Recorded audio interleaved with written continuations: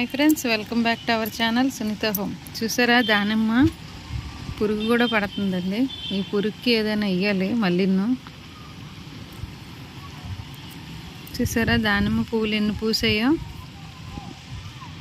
చెట్టు నిండా పువ్వులేనండి, ఇంకా బోల్డ్ రాలిపోయి చూడండి, పెద్ద పెద్ద పువ్వులు పూసాయి.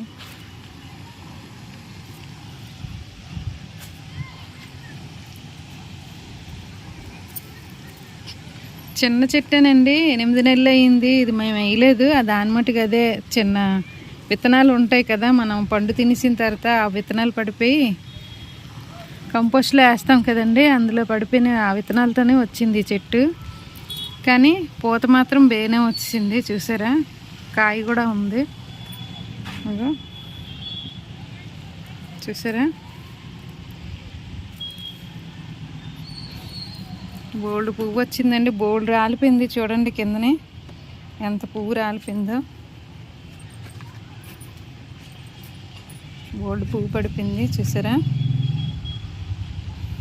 పువ్వు రాలిపోకన్నా మనం ఫాస్ఫరస్ ఉన్ని ఫెర్టిలైజర్ వేయాలండి. ఫాస్ఫరస్ అంటే మనకి పొటాటో పీల్స్లోని నానబెట్టి అవి ఇచ్చినా అవుతుంది, లేదంటే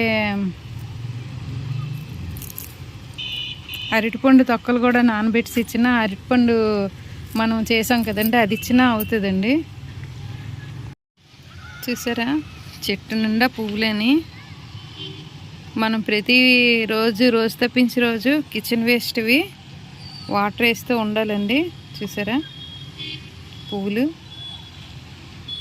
బనానా పీల్స్ కూడా మనం రైస్ కడిగిన వాటర్తో బనానా 2 కలిపి మిక్స్ చేసి ఇచ్చిన మంచిదేనండి. బాగా పువ్వులు పోస్తే పువ్వులన్నీ నిలబడతాయి, పింజులు అవుతాయి. చూసారా, బోల్డ్ రాలిపోయింది, పింజులతో సహా రాలిపోయి. చూసారా, ఇంకోటి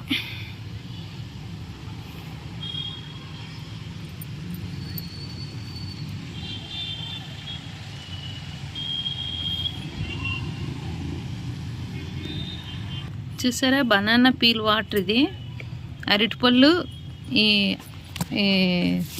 గంజి అదే బియ్యం కడుగుతాం కదండి, ఆ నీరు, ఈ 2 మిక్స్ చేసినవి ఒక 3 రోజులు ఉంచానండి నేను.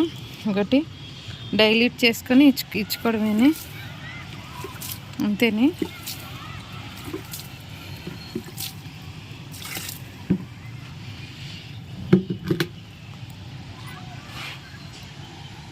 వీటికి ఒకే చెట్టుకి మేలు ఫీమేల్ ఉంటాయండి.